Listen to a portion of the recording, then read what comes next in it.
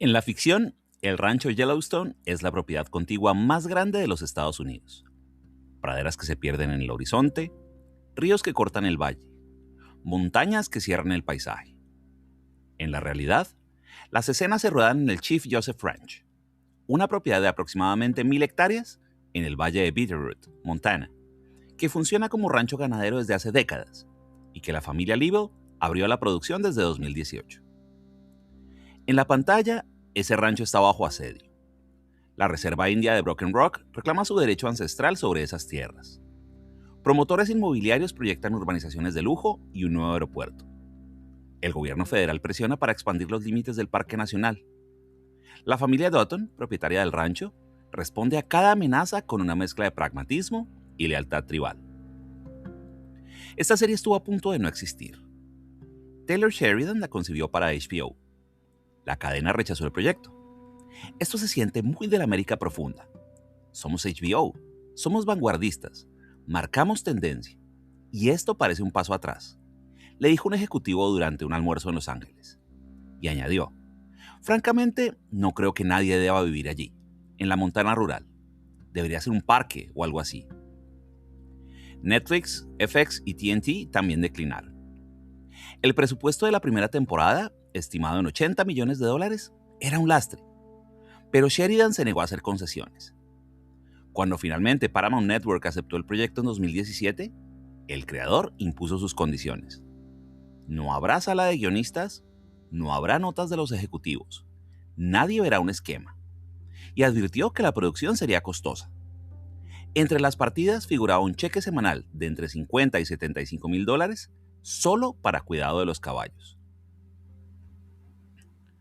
El Chief Joseph Ranch está ubicado en Darby, Montana, a unas 5 horas en auto del Parque Nacional Yellowstone. Fue construido entre 1914 y 1917, como residencia de verano para un magnate del vidrio.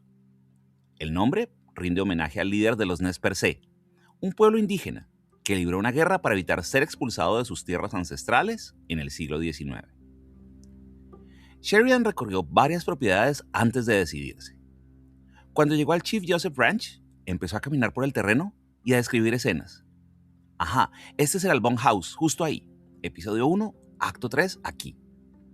El director de locaciones miró al propietario y le dijo, creo que lo encontramos. Desde el 2012, el rancho pertenece a la familia Liebel, que lo opera como rancho ganadero en funcionamiento. Cuando la producción llamó a su puerta, aceptaron abrir su hogar a las cámaras. La diseñadora del set, Carla Query, explicó en 2021, esto es lo auténtico. Esta cabaña se ha convertido en un personaje más del show. No es un decorado, ni es un set de filmación. Es un hogar privado en el que tenemos la suerte de poder grabar. El nombre del lugar, Chief Joseph, resuena como un eco. La serie se rueda en una tierra que lleva el nombre de un líder indígena que luchó contra el mismo gobierno federal que en la ficción amenaza a los Dutton. John Dutton no es un vaquero, es un terrateniente. Y la diferencia es importante, porque un vaquero trabaja la tierra, un terrateniente la posee. Y poseer la tierra en el mundo de Yellowstone significa estar dispuesto a hacer cualquier cosa para conservarla. Su mandato es muy simple. El rancho no se vende, no se divide, no se entrega. Ha pasado de generación en generación desde que su bisabuelo James Dutton lo fundó a finales del siglo XIX. Y él no va a ser quien rompa la cadena. Esa obligación lo define por completo. No hay espacio para la duda, para el descanso, para la ternura. Solo hay espacio para la defensa. John Dutton miente, manipula, ordena asesinatos, marca a sus empleados con un hierro candente, como si fueran ganado, para sellar su lealtad de por vida. Pero no hay sadismo en sus actos. Hay una lógica implacable. Cada decisión, por terrible que parezca, está calculada para proteger la tierra y la familia. El fin justifica los medios. Y él está convencido de que el fin, preservar el rancho, es lo único que importa. Esa convicción lo convierte en una figura ambigua. No es un héroe, tampoco es un villano al uso. Es un hombre que ha decidido que el mundo exterior es una amenaza y que su única obligación es defender lo suyo. Lo demás, la ley, la moral o las consecuencias, es absolutamente secundario. Pero John Dutton es también un hombre que sufre. Ha enterrado a una esposa. Ha visto morir a uno de sus hijos. Ha tenido que enfrentarse a la posibilidad de perderlo todo una y otra vez. Ese sufrimiento no lo redime, pero lo explica. No es un monstruo. Es un hombre que ha aceptado convertirse en lo que haga falta para cumplir su misión. En el fondo, John Dutton sabe que su lucha está perdida. El mundo que él representa, el de los grandes ranchos familiares, el de la autosuficiencia, el de la lealtad por encima de la ley, se extingue. Lo sabe porque lo ve cada día. Los promotores inmobiliarios avanzan, el gobierno federal presiona, la Reserva India reclama lo que es suyo. Pero saberlo no lo detiene.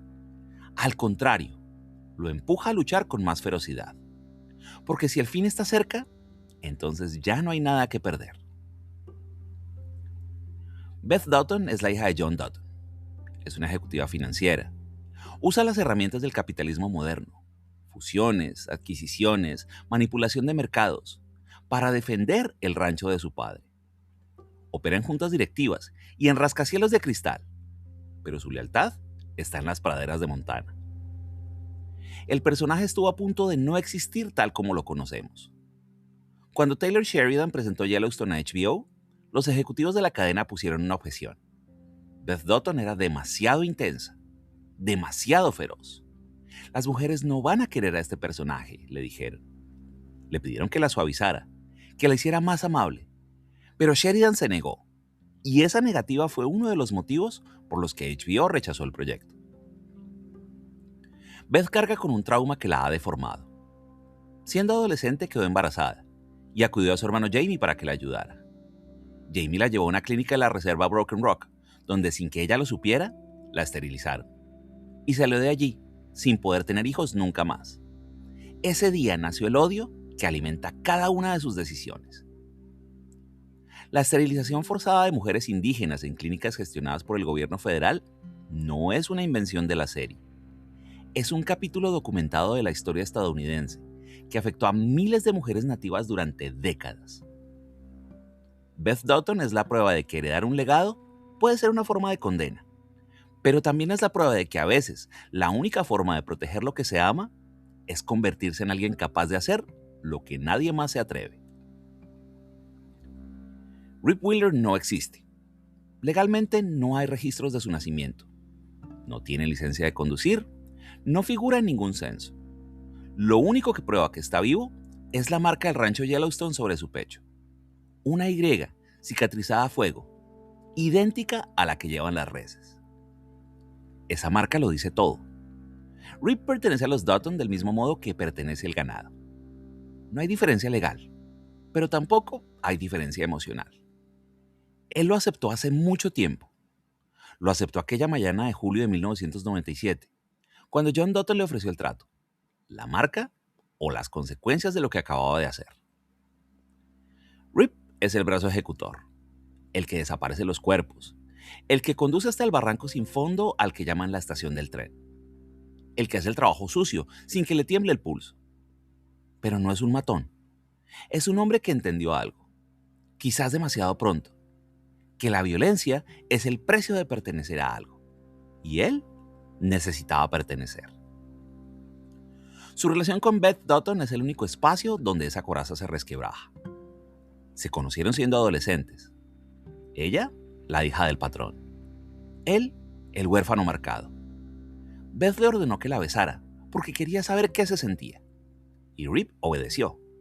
Obedece siempre. Esa obediencia, que en cualquier otro contexto sería sumisión, en él es una forma de amor. Cuando Beth le propuso matrimonio, y fue ella quien se arrodilló, de hecho, le dijo: lo único que te pido es que me sobrevivas, para que nunca tenga que vivir un solo día sin ti. Y Rip le respondió: puedo intentarlo. No hay grandilocuencia en sus palabras. Nunca la hay.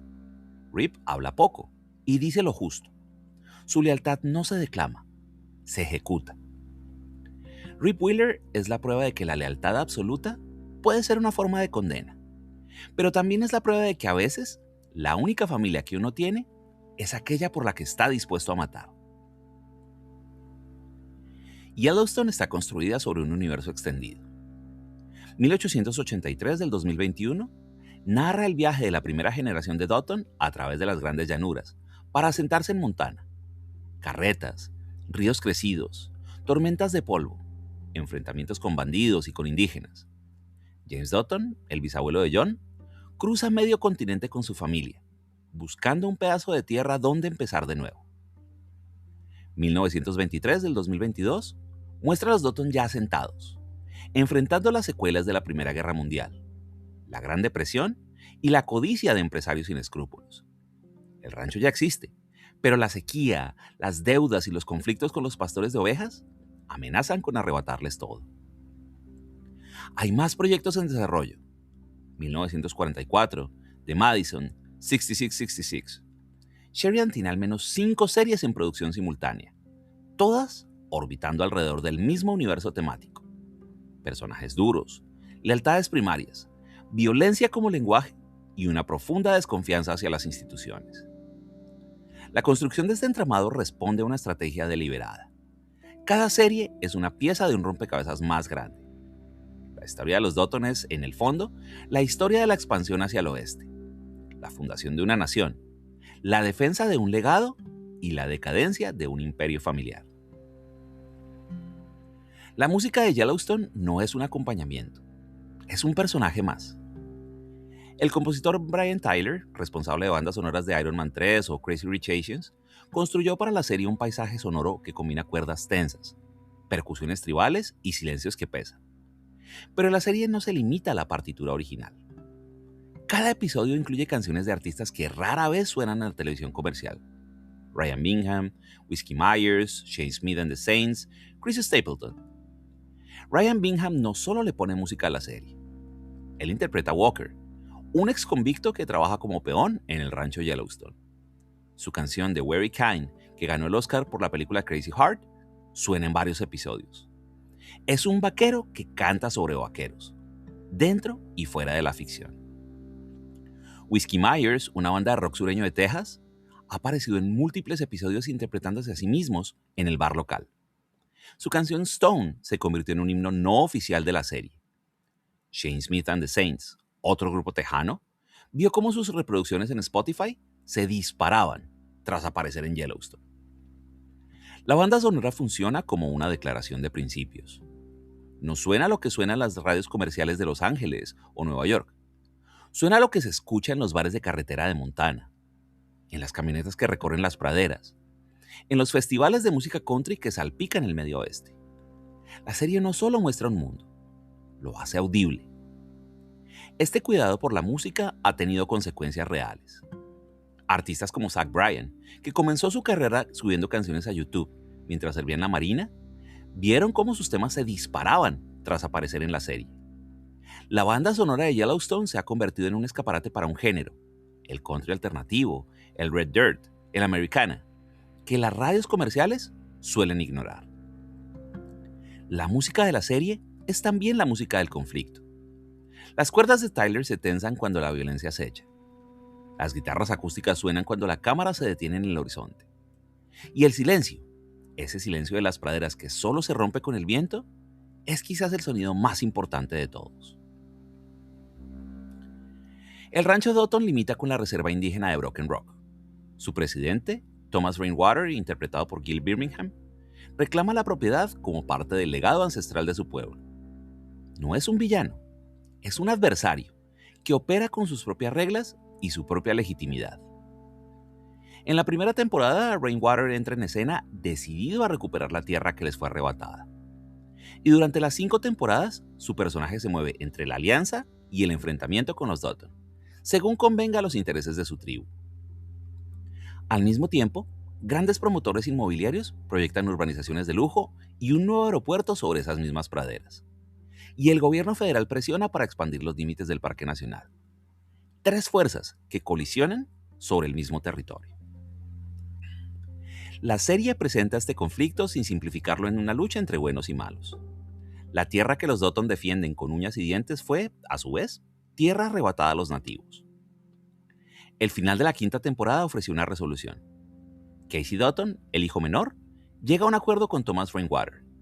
Vende el rancho a la tribu Rock and Rock a cambio del mismo precio que pagaron sus antepasados, $1.25 el acre. La cifra total asciende a $1.100.000, que corresponde aproximadamente a 800.000 hectáreas del rancho ficticio. La tierra vuelve a manos de sus legítimos propietarios. La reserva protegerá el terreno frente a invasores que quieran urbanizarlo o construir aeropuertos. Este desenlace ya estaba anunciado en 1883, la primera precuela. En los últimos compases de aquella temporada, un jefe indígena le dice a James Dutton, el bisabuelo de John: dentro de 7 generaciones, mi pueblo se alzará y te lo volverá a quitar. Y James responde: entonces se lo podrán quedar. Algunas generaciones después, el acuerdo se cumple. Yellowstone ha sido etiquetada como una serie conservadora o republicana, un apelativo que su creador rechaza. Sin embargo, conecta con una audiencia que se siente ignorada por la cultura dominante. La serie critica el poder centralizado de Washington, a los políticos corruptos, a los burócratas y a un capitalismo depredador que arrasa con las tradiciones y las pequeñas comunidades. Al mismo tiempo, defiende valores como la propiedad privada, la familia y un ecologismo particular. Los rancheros aman y cuidan la naturaleza mejor que cualquier activista urbano. No se ascribe fácilmente a las etiquetas del debate público. Critica a los tiburones financieros de Nueva York, pero también a la ineficacia del gobierno federal. Y su héroe es un terrateniente que se enfrenta a todos ellos. La serie funciona como un espejo, donde el público conservador ve reflejadas sus ansiedades sobre la pérdida de un modo de vida, mientras que el público liberal puede encontrar en ella una crítica a los excesos del capitalismo. Los números respaldan el fenómeno. La cuarta temporada promedió más de 10 millones de espectadores por episodio, cifras que ninguna otra serie de cable alcanzaba desde el 2017. El final de la serie, emitido el 15 de diciembre de 2024, fue visto por 11.400.000 personas en vivo en Paramount Network y CMT.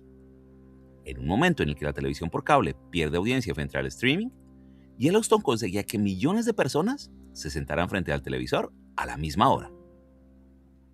Esa audiencia no es homogénea. Incluye a rancheros de Montana, que ven reflejada su vida en la pantalla, a urbanitas de las costas, que descubren un mundo que desconocían, y a millones de espectadores, que encuentran en la serie una historia sobre lealtad, poder y familia. El éxito de Yellowstone no ha estado exento de críticas. En septiembre del 2023, la actriz Lily Gladstone, nominada al Oscar por Los Asesinos de la Luna, declaró en una entrevista: es deplorable. Su crítica apunta a la representación. Yellowstone, a pesar de incluir personajes y tramas nativas, sigue contando la historia desde la perspectiva de los colonos. La alianza entre vaqueros e indios que propone Sheridan, basada en un enemigo común que es el capitalismo moderno, es vista por algunos como una simplificación, que borra las heridas históricas de la colonización. Debbie Jacobs, actriz indígena de Reservation Dogs, también ha expresado reservas sobre cómo la serie representa la violencia contra los pueblos nativos. Sheridan incorporó en 1923 la precuela Una trama sobre el maltrato a niños indígenas en internados católicos, un capítulo oscuro de la historia estadounidense que rara vez aparece en la ficción televisiva. El universo de Yellowstone sigue expandiéndose, y con él, las preguntas sobre quién tiene derecho a contar estas historias y desde qué perspectiva se cuentan. Yellowstone no solo transformó la televisión, transformó Montana. Antes de la serie, el estado ya recibía turistas atraídos por sus parques nacionales, sus montañas y sus ríos. Pero desde el estreno de Yellowstone en 2018, el turismo ha experimentado un crecimiento sin precedentes.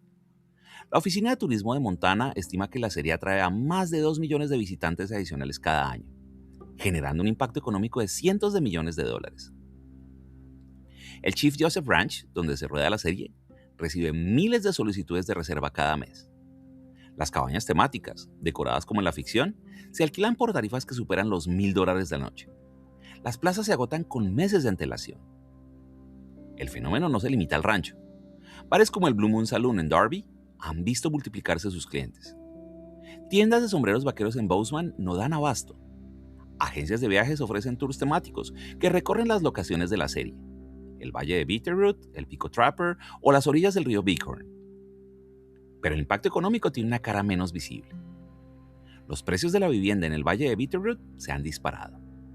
Rancheros que llevan generaciones trabajando la tierra ven cómo sus impuestos sobre la propiedad aumentan, empujados por la llegada de compradores adinerados que quieren su propio pedazo del sueño Yellowstone. La serie que retrata la lucha de una familia por conservar su rancho frente a la especulación inmobiliaria ha contribuido, paradójicamente, a acelerar esa misma especulación. Taylor Sheridan ha reconocido esta contradicción.